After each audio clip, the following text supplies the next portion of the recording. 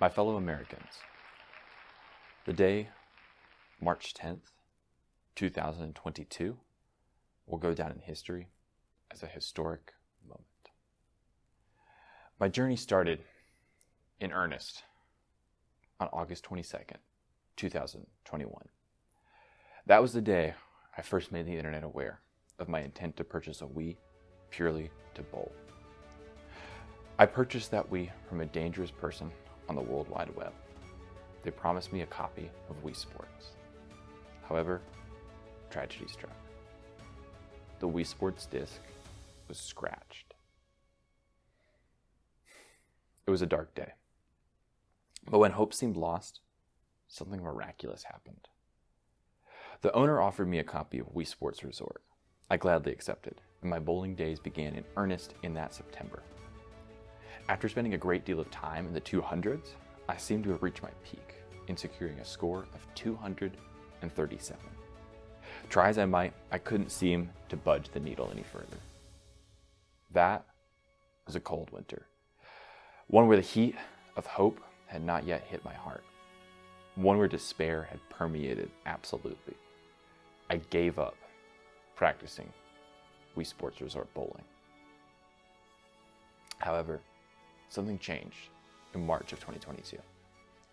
Tentatively, nervously, I dusted my Wiimote and recalibrated my sensor bar. Of course, 300 was always the unstated goal. It was the unstated horizon, even. But I had to convince myself that no matter what, no matter the outcome, I was playing for the love of the game rather than for bragging rights before man. But honestly, isn't it nice when you can have both?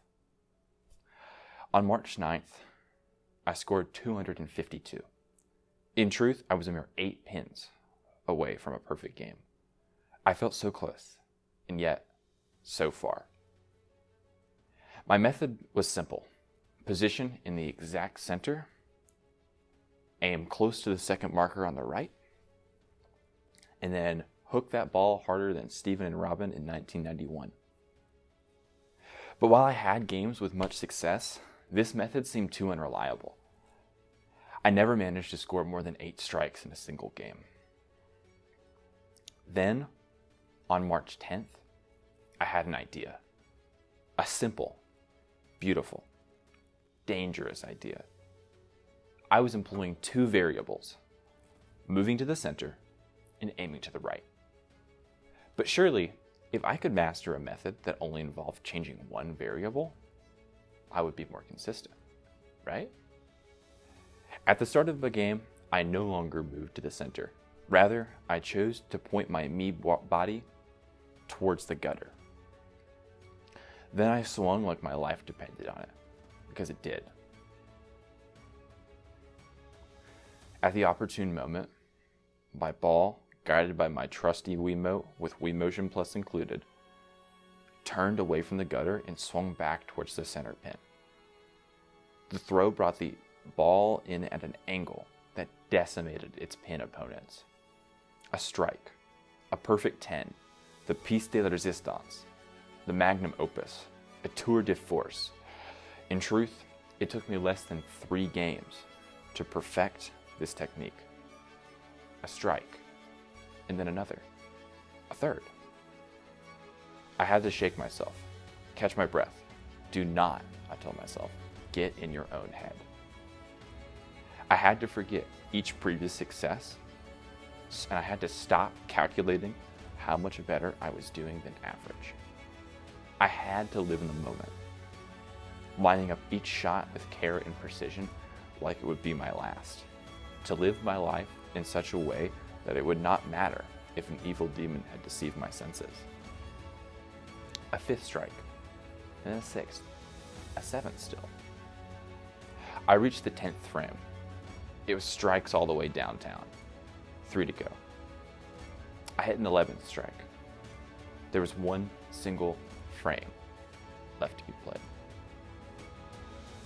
No matter what happens, I told myself, this was a great game. Then I aim.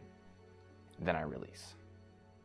I would not have fault a lesser man for looking away in that moment. Perfect, the television tells me.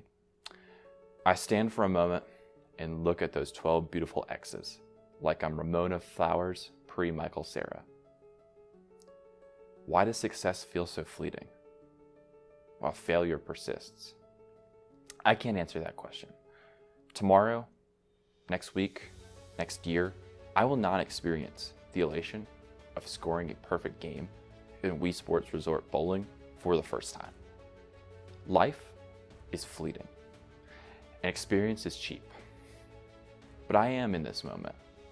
I stand upon this crested mountain, and for a moment, I rest, happy. I've had many people ask, what happens next? What dragon will I slay? What challenge will I dominate? And I say this, I wish to befriend that dragon and to embrace that challenge in grace. I do not need to destroy to leave a legacy. This was not a destruction of a frustrating, elusive game that is virtual bowling. Rather, this is a celebration of a game well played. It is a moment where I, the game, and the programmers who created it become unified with the same goal in our hearts. And I guess technically also the people who made the TV, and then the people who did the electrical wiring, and maybe also the people who oversee the power grid so they could get the power to run the game and the TV.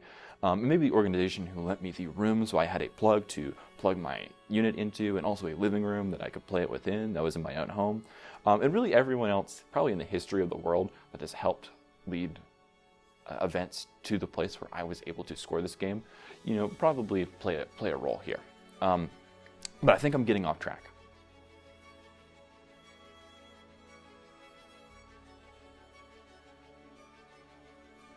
I would like to thank Nintendo of America, and also Nintendo of Japan, probably more importantly. I would like to thank Rene Descartes. I would like to thank the guy at the local game store that sold me the overpriced Wiimote for $44. That's too much to pay for a Wiimote. But, I guess it was worth it. Still expensive though. I would like to thank everyone who believed in me along the way. The people on the sidelines who kept cheering, people who pushed me to keep grinding even when times got tough. And I'd also like to thank the haters, because you're the real ones. Thank you for your time, and thank you for offering me this job. I accept. God bless.